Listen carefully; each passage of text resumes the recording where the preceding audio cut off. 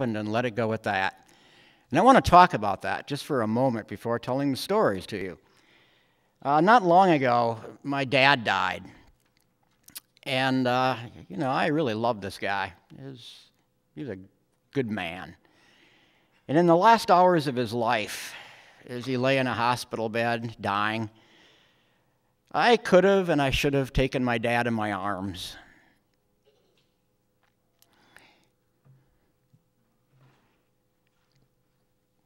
I could have and I should have said, "Dad, I love you."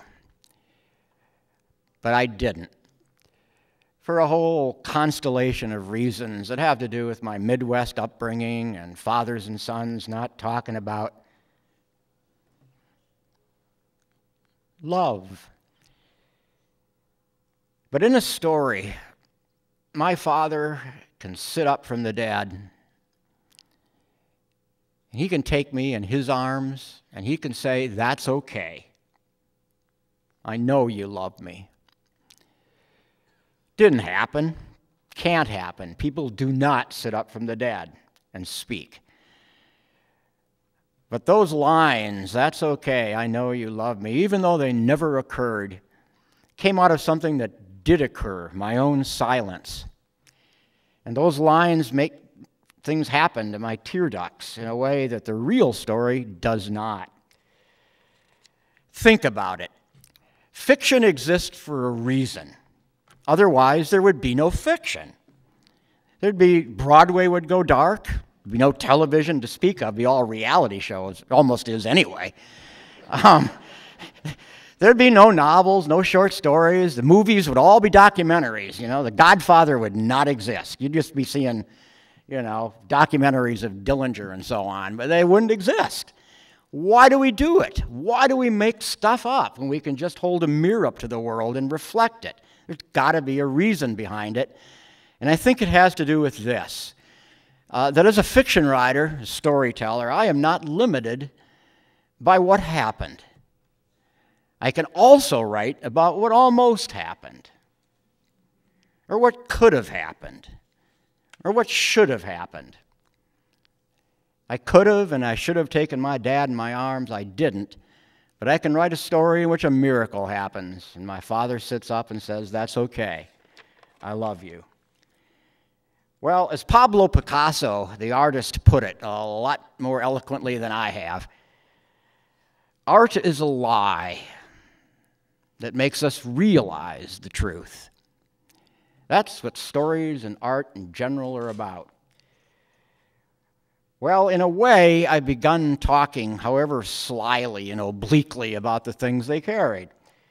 Issues such as, what does the word true mean? That word true. There's a story called How to Tell a True War Story. And what does that word mean when we say the word true? And it was my thought that things can be true not just in a literal sense, but they can be true in an emotional sense, a spiritual sense, a psychological sense. True is not a word that is, truth is fluid. I could say to you now that it's 7:30, and I'd be telling the truth, but it's not true in Tokyo, is it? And it's not true on Neptune, is it? It's true here and now in this particular time and place, but it's not an absolute. Or, as an old cheerleader girlfriend said to me in high school once, "Tim, I love you." Well, she wasn't lying exactly. Because the next night it would be, "Tim, what a creep you are." And then, "I love you." And then, "You're a creep." She wasn't lying. She was just changing her mind a lot. And we all do. The truth about the world can change. Ask Galileo. Ask Copernicus. Ask Einstein. It's not fixed. The truths of your own lives keep evolving as you live your life, don't they? Are you the person you were when you were 8 years old, and do you believe the same things about yourself and about the world? If so, you're suffering from some Freudian disease. I think it's called being trapped in childhood. We all change, don't we? And the truths about the world can change. Well, in this vein, I want to tell you a little story. The guy you're looking at is now 65 years old. And I'm the father of two little kids, two little boys, ages 8 and 6. They're my only kids. And the older one's named Timmy, the 8-year-old, and the younger one, the 6-year-old, is named Tad. That's his nickname. And about a year and a half ago, I came across Tad, the young kid, in a bathroom off of our living room, peeing into a wastebasket. And not just a wastebasket, but a wire mesh wastebasket. And not just a wire mesh wastebasket, but a wire mesh wastebasket situated on top of this really expensive rug that I had personally laid in this bathroom, or carpet. Well, I was one ticked off dad. I mean, I'm ordinarily pretty self-contained with my children, but I spoke to the kid pretty earnestly, if that's the right word. I said, "Tad, why are you doing this?" And something in my voice, sharpness with which I spoke, made the kid paralyzed. And he kind of turned toward the toilet, but didn't make it. And is now peeing right on the rug itself, just frozen with pain. And the whole while, I kept saying to him, "Why are you doing this? Why are you doing it?" He was 5 years old. You were 4 and a half. He should have known better, and he did know better. I really lit into him. And eventually, my wife took over the disciplining duties. And I scampered back to my study, kind of muttering to myself with kind of fury. I didn't like what he was doing. Well, about an hour passed, and he came back into my study. And he said, "Daddy, Daddy." And I said, "What?" And he said, "I've got 2 heads." And I said, "What?" And he said, "I've got 2 heads." And I said, "What are you talking about?" And he said, "I have 2 heads. You ask why I did it, and it's because I have 2 heads. One head said, 'Daddy is not going to like this.' And the other head said, 'This is going to be fun.'" Well, right away, all my anger was gone. I was kind of impressed by the fact that my little, kid, whom I just an hour before I thought was this budding juvenile delinquent, could come up with such a profound statement about the world we live in, these 2 heads. Well, that night, there's a ritual that happens in my house where I'm a writer, so instead of just reading bedtime stories to kids, I tell my own, and I do both. And every night, I have to make up a new story. It's getting tough, coming up with new material. But that night, it wasn't tough. I began my bedtime story lying in the dark with Timmy over here and Tad over here. I said, "Once upon a time, I knew somebody with 2 heads." And Tad sat up and said, "Really? Who was that?" And I said, "His name was Daddy." And Timmy, the older kid, sat up and it was dark, but he was kind of inspecting my neck, like looking for the stump of that extra head. And he said, "What are you talking about?" And then for what I guess would be the next, 20 minutes or so, I told these precious little boys a kind of sanitized, cleaned up version of a chapter in the Things They Carried called "On the Rainy River," which was the story of the summer I found myself drafted to fight in the war in Vietnam. They had been asking me, they knew I was a writer and they knew about the war, and they'd put these things together, but I'd never spoken to them directly about it, and it felt somehow that this was an appropriate time to open that door a little bit in the modest way you can do it for children of that age. But I did want to open the door. In a sense, I did have 2 heads the summer I was drafted. One of these heads, located, let's say, over my right shoulder, was a fiercely patriotic head, loving my country, believing in all the American virtues, the Declaration of Independence and the Constitution and all the rest, all the things we all take so preciously to our hearts. A head that respected authority, a head that respected tradition. My dad had been a sailor in World War II. My mom had been in the Navy in the waves. The other head, though, over here, teetering pretty precariously over this summer, also believed in all this stuff, love of country, service to country, but at the same time found itself opposed to the war in Vietnam. I had just graduated from college that summer, and the war had now moved from an abstraction in the headlines to right in my face. The wolf was at the door, yipping away. I had a draft notice tucked away in my wallet that had been served right after I graduated from Macalester College. This other head wanted nothing to do with Vietnam, not the killing part and not the dying part.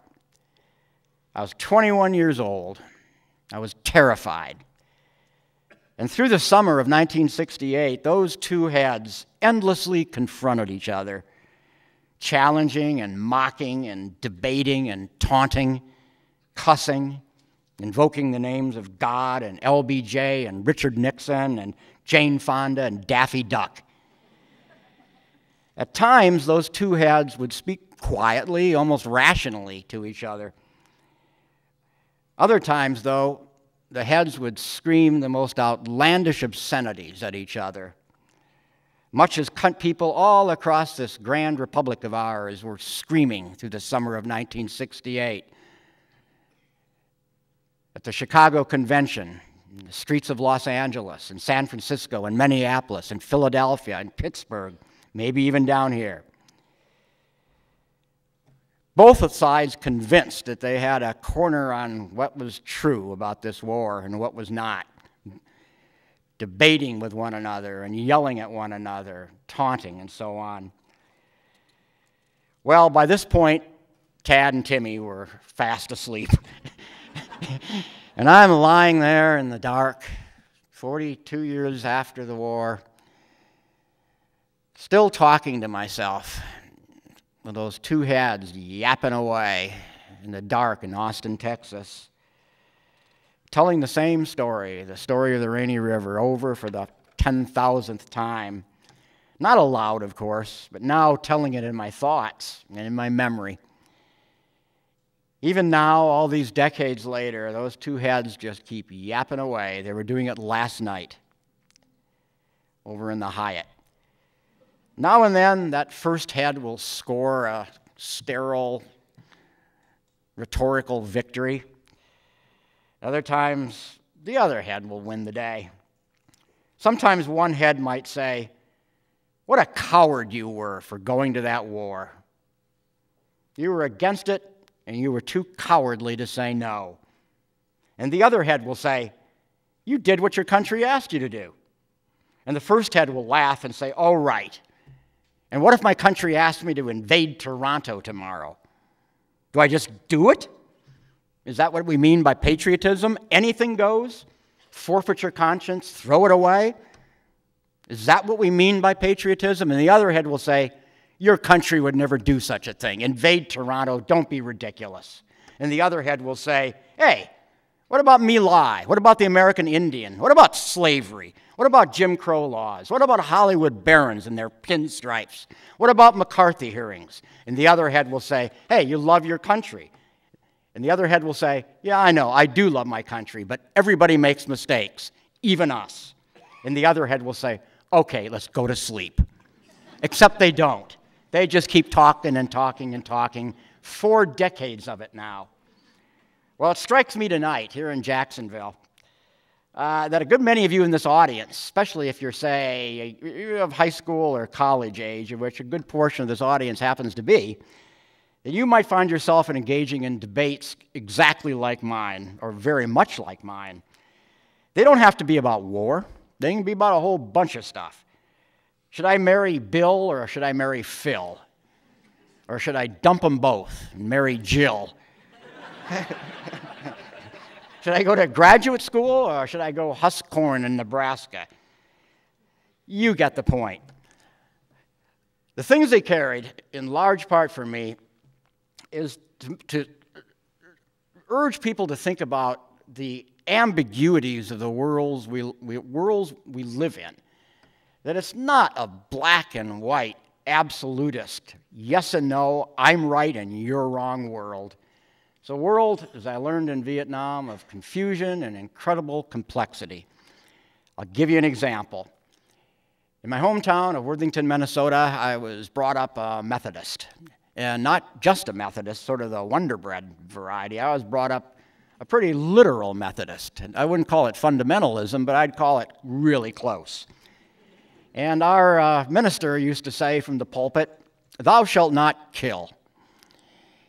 And he didn't mention any exceptions. Is it in the Bible? Does it say, except when your country tells you to? It doesn't say that. And so, say 6 years later, let's say you find yourself in Vietnam, where your company commander says to you, "You'd better kill, or we'll court-martial your ass." Who's right and who's wrong? And you're 21 years old, and you've been brought up as I have, and as I gather a good many of you may have been brought up. What do you do with literalism when they're utterly contradictory? How do you behave? What's the right thing and what's the wrong thing to do? And how do you know what's right or wrong? Especially when you live in a country that's so divided about a war as we were about the war in Vietnam. A war in which smart people wearing their pinstripes and their fancy silk ties couldn't make their own minds up about whether the war was right or wrong. This politician all for it and this politician all against it. And where this was spilling over into the streets and into families all across this country, where nobody could seem to agree about the rectitude of the war. What do you do in situations like that?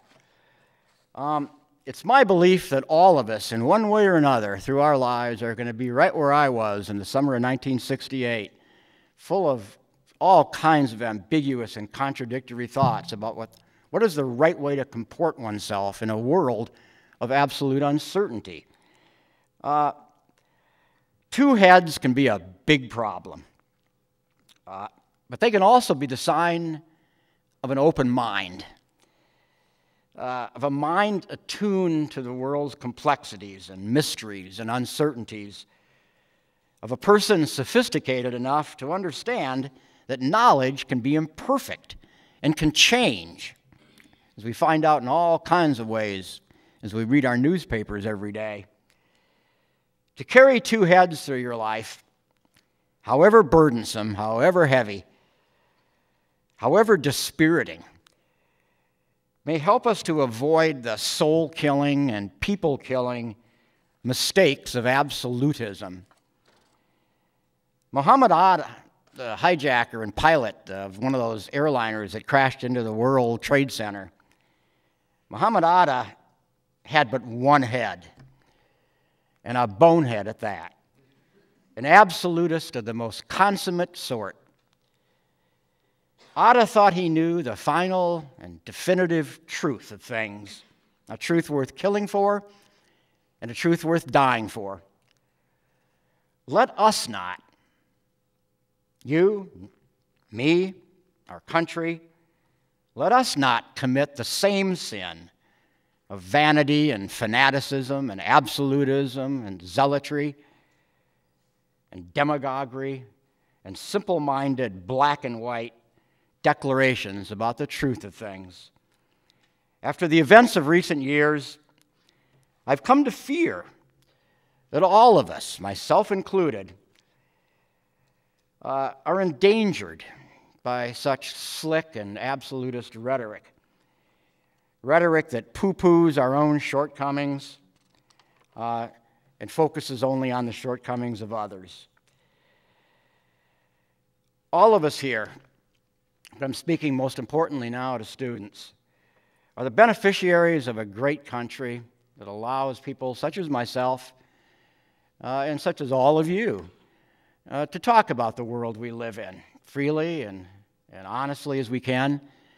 But at the same time, to try to avoid as much as we can absolutism in our rhetoric about the world. It is important, I think, to have the courage of one's convictions, that old platitude. But what if your conviction is that black people are inferior and should be enslaved? What if that's your conviction? Or what if your conviction is Jewish people ought to be slaughtered? Do we just applaud and say, yeah, courage of conviction, yippee? Conviction isn't sufficient, is it? At some point in that equation, wisdom and learning and humility and fundamental human decency has to intersect with our convictions about the world. Just decency. And it's my hope that the decency will somehow spill over into our political discourse in this country. It seems to have been erased from our airwaves. Muhammad Atta had his convictions. Adolf Hitler had his.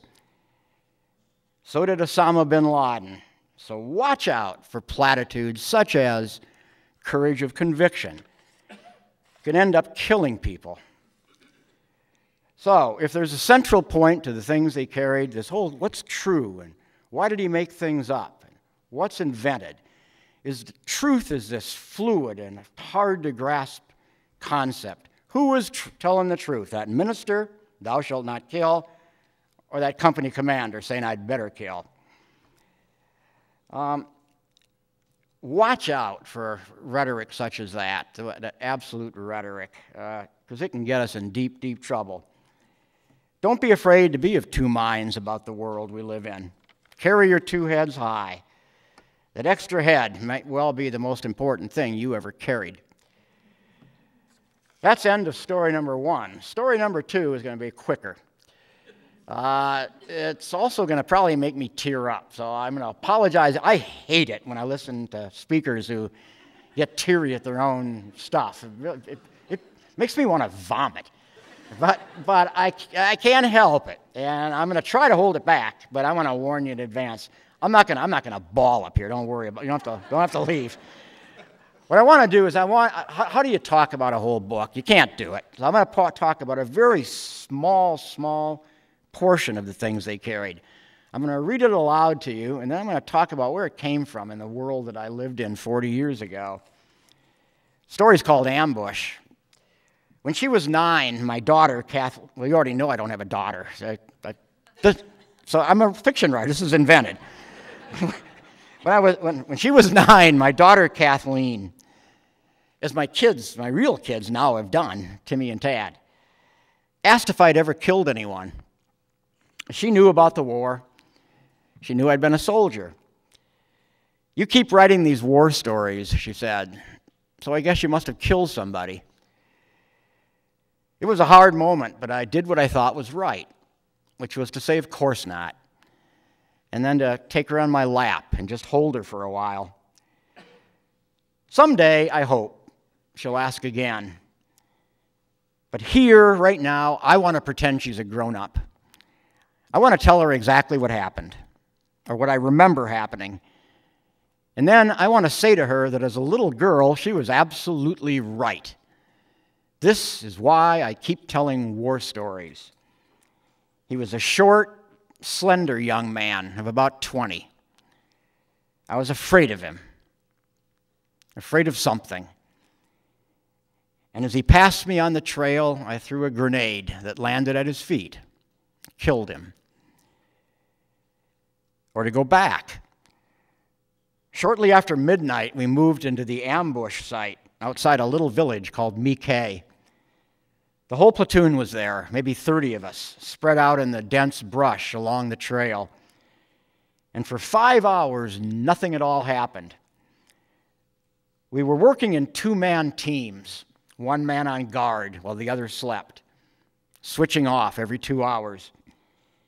And I remember it was still dark when my friend Kiowa shook me awake for the final watch. The night was foggy and hot. For the first few moments, waking up, I felt lost, not sure about directions, groping for my helmet and my weapon. I reached out and found 3 grenades and lined them up in front of me. The pins had already been straightened for quick throwing. And then, for maybe half an hour, I just kneeled there in the dark and waited. Very gradually, in tiny slivers, dawn began to break through the morning fog. And from my position in the brush, I could see 10 or maybe 15 meters up the trail. The night was all around me, wrapping around me like this big black cloth. The mosquitoes were fierce. I remember slapping at them, wondering if I should wake up Kiowa and ask for some repellent, then thinking that was a bad idea. And then looking up and seeing the young man come out of the morning fog. He wore black clothing and rubber sandals and a gray ammunition belt. His shoulders were slightly stooped, his head cocked to the side, as if listening for something. He seemed at ease. He carried his weapon in one hand, muzzle down, moving without any hurry up the center of the trail. There was no sound at all, none that I can remember. And in a way, it seemed that he was part of the fog, or part of my own imagination. But there was also the reality of what was happening in my stomach. I had already pulled the pin on a grenade. I had come up to a crouch. It was entirely automatic. I did not hate the young man. I did not see him as the enemy. I did not ponder issues of patriotism or morality. I just crouched and kept my head down. I tried to swallow whatever was rising from my stomach, which tasted like lemonade, something fruity and sour. I was terrified. There were no thoughts about killing. That grenade was to make him go away, just evaporate. And I felt my head go empty and felt it fill up again.